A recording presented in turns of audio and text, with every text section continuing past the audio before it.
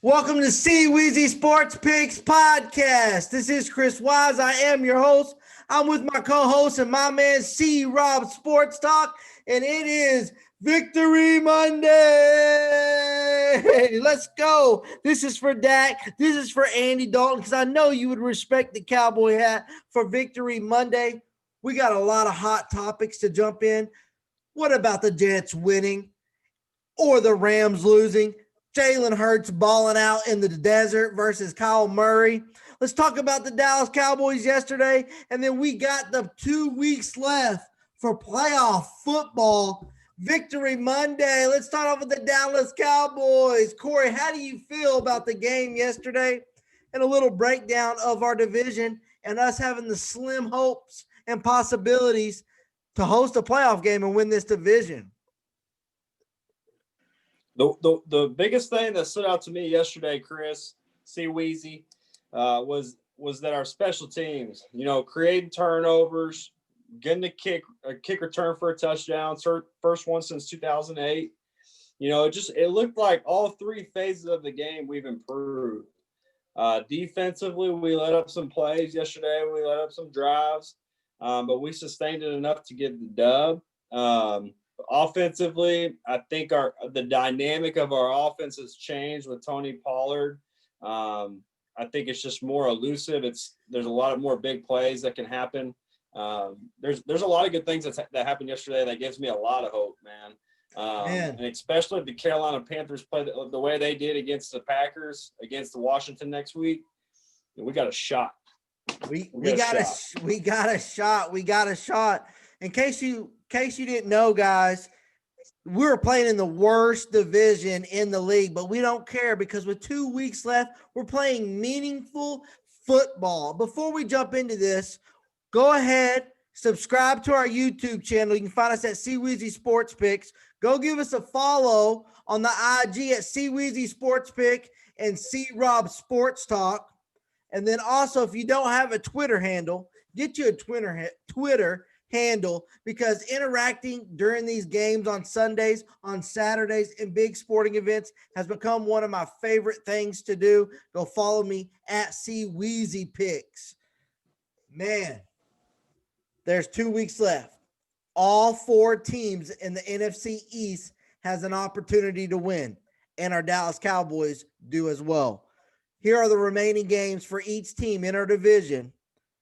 We got the New York Football Giants, they're playing the Baltimore Ravens and the Dallas Cowboys. We got the Washington Football Team, they're playing the Panthers and the Eagles. And with the Philadelphia Scumbag Eagles, they're coming here to Dallas, playing the Cowboys and Redskins. And the Cowboys' final games are versus Philly and New York Giants, controlling our own destiny if the Redskins can lose versus the Panthers this coming up week. About the game yesterday, what did you think about my man Tony Pollard, who I jumped on the IG at 11 a.m. and let everyone know the boy was about to have a hell of a game? Picked him up in my fantasy league to scoop my way to another championship, and I know you're playing in a fantasy game tonight, and if you win, you're going to your first championship. So not only do we have football Monday, this is fantasy football championship week, and I don't care how much money you're going to win or what you're playing for, son. I got a little different vibe and giddy up this week. Giddy up. Let's go. What do you think? Well, I can tell you, Tony Pollard, his nickname's Mr. Everything because he can do it all. He can catch it out of the backfield. He can run the ball. He's elusive. He breaks tackles. He's the man.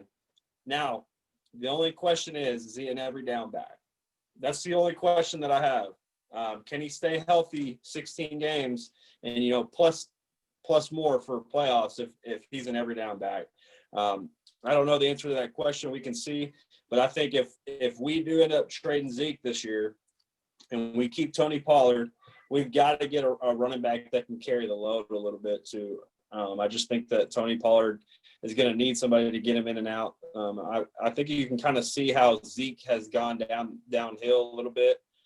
since starting in the league. I think it's because we ran him hard, the last few years for sure. Yeah, But every year since he's been in the league, his yards have gone down and down and down every year. So I think workload has a big deal, that's why I think Cleveland has a good thing going on with Nick Chubb and Kareem Hunt, man. Love it.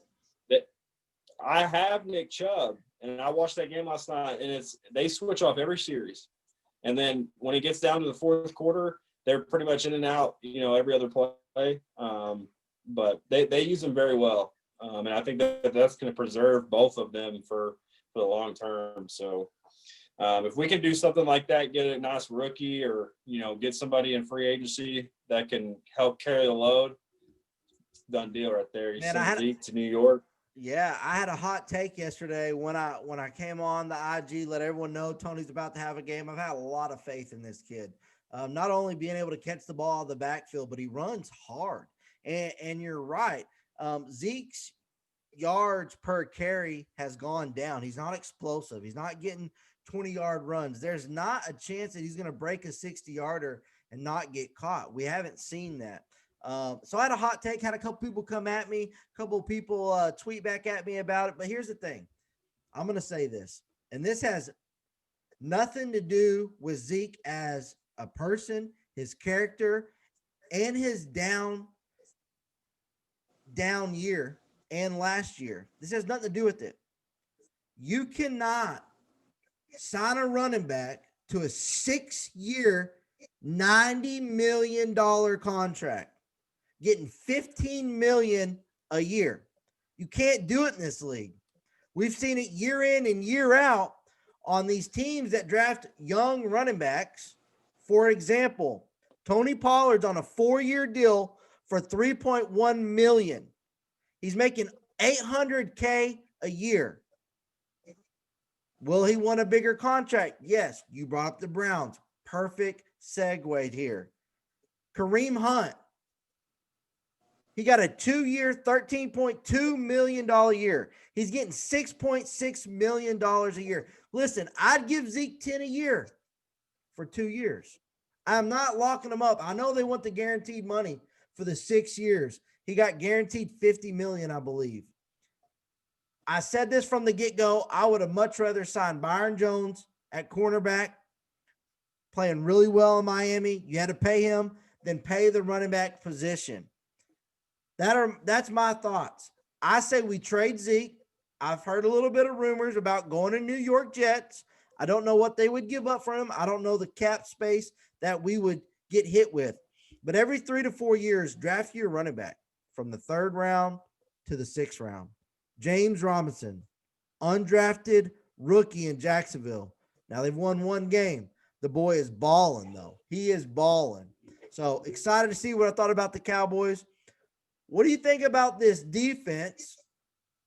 Donovan Wilson. What do you think about Leighton Vander Esch getting hurt and our linebacker play? Those are the 2 things that really stood out to me yesterday. I think the linebacker play has been inconsistent. I think Leighton Vander Esch is a really good player when he's on the field. And I can tell you right now, it makes a 100% difference. Every game in and game out that Leighton Vander Esch is there, he makes plays. And when he's not there, it's hard for them to the Cowboys defense to keep up because they're just losing their quarterback on the field. So with that being said, coming up in the NFL draft, I think you keep Leighton Vander Esch, if you can with money, but keep Leighton Vander Esch and you draft, a stud linebacker that's going to be playing every down. I know we need secondary help. Donovan Wilson's definitely stepped up. I think he can be a player in our defense. I think you need another safety for sure. And then you've got to keep a couple of these cornerbacks. I know we have Anthony Brown tied down for a little bit, but Cheeto Wuzier, Jordan Lewis, we got Trayvon Diggs. I like dude, he's going to be a stud. So I personally really like Jordan Lewis. I think he's very good in coverage. I think he comes up and makes plays in the run game. I think we keep him on a contract. I don't know what he's going to demand this year, but keep him. And then, you got something to build on. I mean, then you just got to build around it. We have to develop players better in the secondary for sure. I think that like Byron Jones is a great example. You develop the guy, keep him. Keep the guy. Right. He's a lockdown corner, Defensively, I think our front seven, our front line, I think we try to keep Aldon Smith and keep him with DeMarcus Lawrence and just keep building on that. I've said it, Mike Nolan on the hot seat, he's getting better, man. The defense is getting better. Ever since that game in Philly, when we went down there, from that game is when our defense has started playing better. Yeah. A lot of it's, and I think most a lot of the games were there. I think a lot of it's effort, just seeing an overall effort, pursuit to the ball, and understanding. We're not seeing as many big plays given up, but there is sometimes on those drives, San Fran showed that we're there to carving us up. And this is going to be great. We have a big challenge coming into Dallas next week at a 3:25 kickoff, and that's the rookie Jalen Hurts balling and's got Philly offense not looking like a dumpster fire. How do you feel about his performance yesterday? And are you a little bit worried about him coming up and having a huge game versus Dallas on Sunday?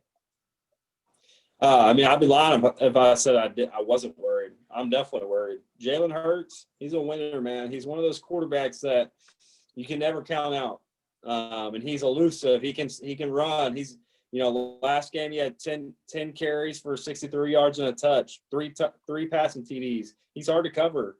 You got to keep somebody on the spine. That's one less person in coverage. If he can put the ball on an accurate line to whoever he started to, they're dangerous. Now, the only thing that I can say is that I think that if we can control the run game for Philly, I think we've got a shot to not – the play action pass is where Lamar Jackson and, these quarterbacks that are elusive and can run. Play action pass is going to be, where teams get beat a lot. And if we can control the run, stop the run, and play sound, we got to be disciplined on defense. If we can be disciplined on defense, I think we can come out with a win. But I'd be lying if I say I'm not worried. Jalen Hurts, I'm sorry. He's a bad. He's going to run past Jalen Smith. He's going to run past Jalen Smith one or two times next week. Man, the kid is balling out.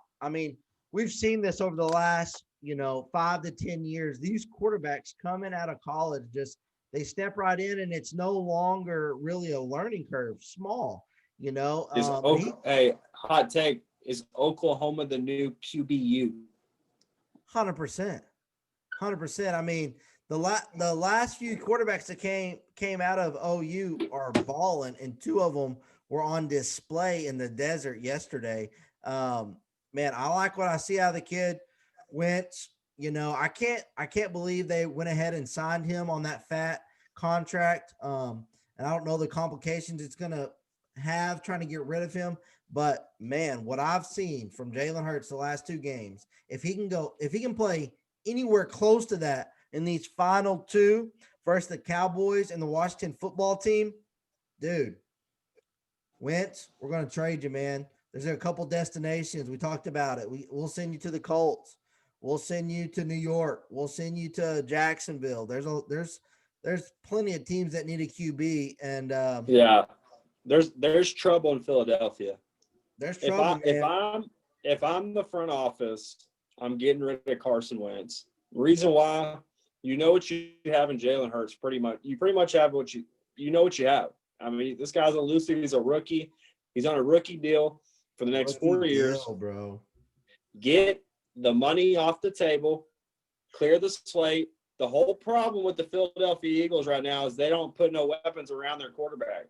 They don't put money into the places that they need to put the money into, and they don't draft very well either. They've got to get some receivers. They've got to get some stuff up front figured out. Defensively, they're not a bad team defensively. Their front seven's pretty good, but their secondary needs a lot of help. And so if you have that much money riding, just kind of like the same thing we're talking about Zeke, when you have that much tied up into a position, it limits you what you can do everywhere else. And that's how you build your team, is you build it around You build it around a player, but if you have a guy on a rookie deal, you've got a window. You've got about a 4-year window right now, just like we did when we had Dak and Zeke, and that window has closed. Yeah, man. I was very impressed. They took the loss. Pretty much everyone in our division took the loss, kind of like we told everyone that they would, giving us an opportunity. All the Cowboys had to do was win, and that's what they did. Man, huge game next week. But I'm telling you right now, the Washington football team is going to lose if Haskins is playing quarterback versus the Carolina Panthers next week, because Matt Rule and Teddy Two Glove, they're playing well and they're playing to win. And I hope they upset them, because if they do, just like yesterday, when you saw the Chiefs versus the Saints and the Eagles versus the Cards, it had a different feel to it. It was meaningful football. We heard them pads cracking, baby, and I loved it. It had my juices flowing. And I feel for everyone that's got juice on the games, because I can see the sweat watching it on my couch. I love it that I'm just enjoying these games. But I'm like, man, there's some people sweating these games out. That Chiefs-Saints game, it landed on that number 3. Man, that Cardinals-Eagles game, it landed on that number 6. But I absolutely love it. What do you think about the New York Jets getting a win and dropping a number 2 in the NFL draft? What's more impressive, them getting the win, or what's more surprising, them getting the win or the Rams losing in that final spot, one for their division, also in the final wild card spot? Them losing that game in New York yesterday, what'd you think about it? It's embarrassing. It's embarrassing. If I was a Rams fan, I'd be embarrassed. You jumped all the way up until you're to the leading division, right? You've got a Jets. In fantasy, the guy I'm playing against has Jared Goff and Cooper Kupp at home against New York Jets. Benches both of them. I said, there's something wrong there. It's either he's making a really bad choice, or I'm not hearing something that I need to be hearing. And I don't know if it's people that expected that to happen, but it put them back on their seats. I honestly think that the Rams will probably still make the playoffs, just due to their record. They're 9-5. I think that they'll still make the playoffs. I think they're a good football team, but I think that's an embarrassing loss. And I saw something on Facebook or IG or something, and this guy didn't know how old Frank Gore was. He's like, you guys got a man in Frank Gore. He's built around this guy. This guy's like, dog, he's 100 years old. Come on.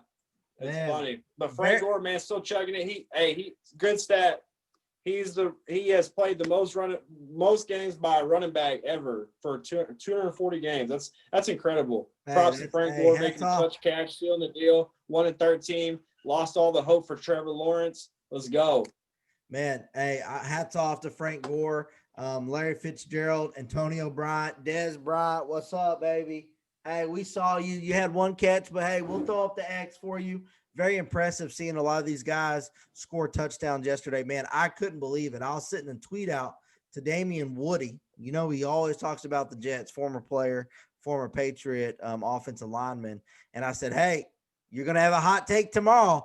Them Rams are going to come back and beat them Jets. It's going to kind of be like when the Raiders beat them on the Hail Mary play.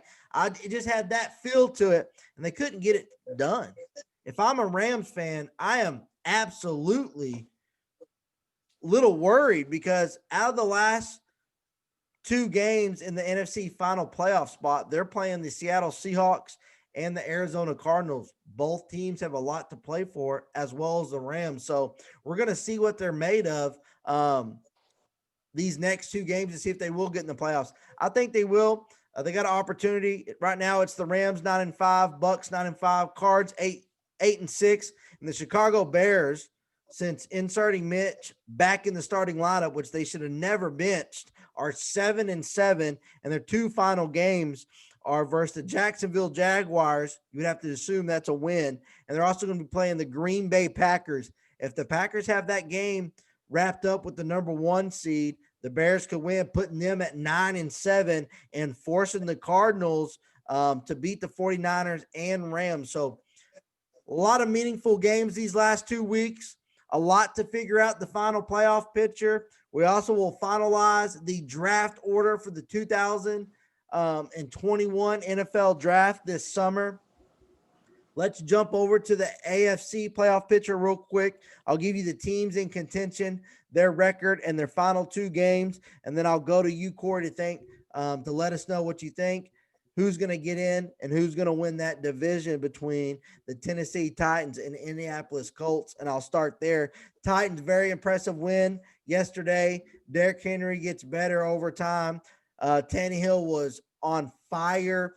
They are 10-4, and they're playing the Green Bay Packers, and they're playing the Houston Texans. And you got the Indianapolis Colts, also impressive win yesterday versus the Texans at home. That defense is playing outstanding. They're playing the Pittsburgh Steelers and the Jacksonville Jaguars, those final 2 games. Who do you think wins that division? And do you believe the other team will be a wild card spot? They already got 10 wins. They're looking like it's a lock.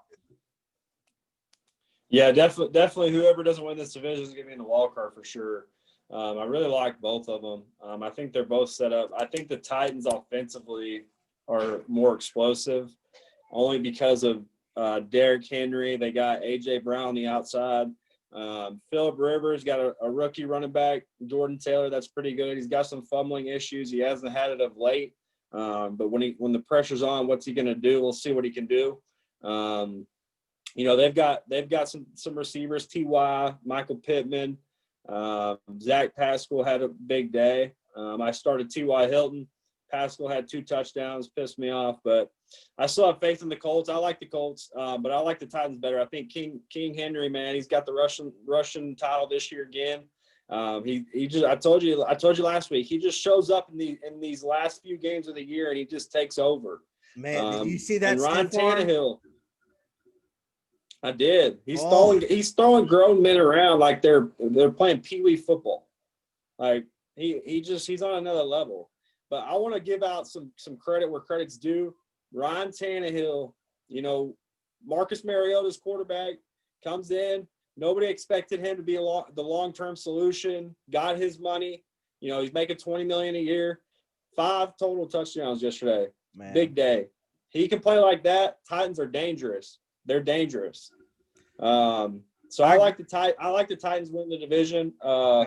I know it's going to be hard for both teams because they've got a big test this week coming up, and I think my starting fantasy quarterback Aaron Rodgers is going to have a big day. But can you match it?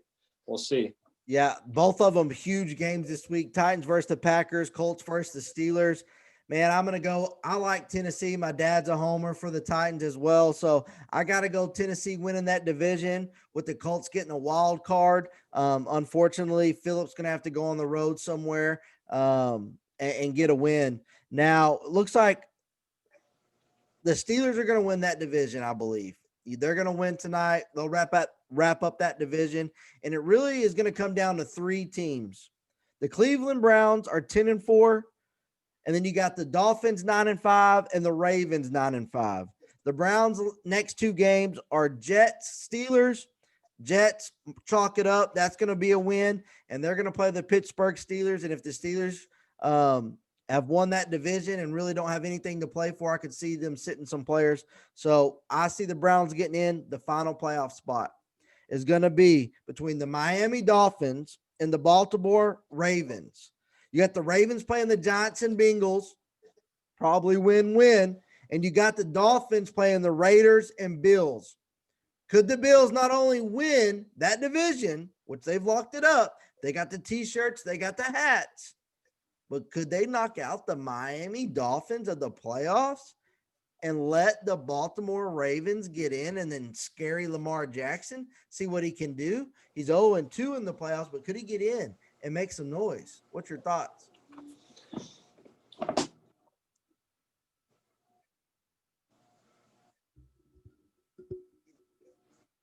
What's your thoughts here? Lamar Jackson gets in the playoffs. It's scary. I think the Ravens are going to get in. I think I think the Dolphins will end up losing against the Bills.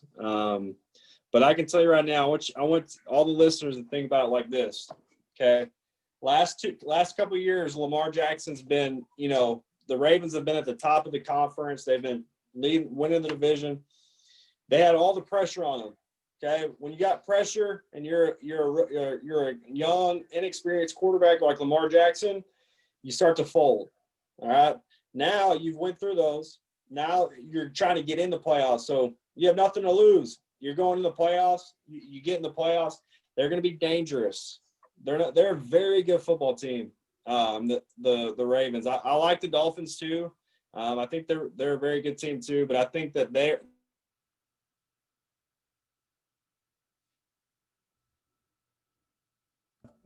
Sorry about that little technical difficulty. Looks like I was frozen and Corey was frozen, and my eyes were closed. Looked like I was meditating. This is just beginning. We will get better. Go ahead and close that thought on the Baltimore Ravens and Lamar Jackson. We heard a little bit about him being a young quarterback. They don't have any pressure. If they get into the playoffs, they're going to be dangerous.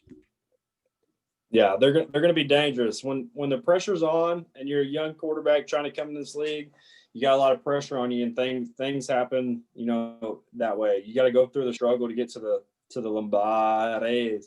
But all I'm saying is that if the Ravens get in, they've got nothing to lose. Lamar 100%. Jackson's playing at an elite level right now. And don't let them Cowboys get in either, because we ain't got nothing to lose, baby. The Red Rifle's going to get his first playoff win in the Big D. Hometown, baby. Went to TCU. Won the Rose Bowl. One thing I'll say about Andy Dalton, his fucking hair, dude, is phenomenal. He's got it slicked over pregame, postgame. I love Andy's hair, man. He's got those red roots of flowing. Last thing before we get out of here. Guys, again, we appreciate. Go subscribe in the YouTube channel. Go follow us on the IG at C-Weezy Sports Picks and C-Rob Sports Talk. Tomorrow, the NBA starts, and we will be dropping a podcast on an NBA preview. But again, this is championship week. And your boy, once again, locked up a trip to the championship. And I can't be more excited. Let me tell you what I'm going to do all week. I love it when you play in a league and you're friends with those people and it's personal. I have a former coworker and it's personal. This is the second time in 3 years me and him is meeting in the championship, and he beat me last time. So you know what I did this morning? I looked up his office number where he works. And I called, and as soon as he answered, I said, "Respect the champ," and hung up on his ass. And I will do it every single day. I did, and he was laughing. I said, "I'm going to leave you a voicemail. You better respect the champ, because there's no way I'm going 0-2 against you in the championship." Let us know. We talked about it. We might have jinxed it. You're in a kind of close game tonight. How big is your lead?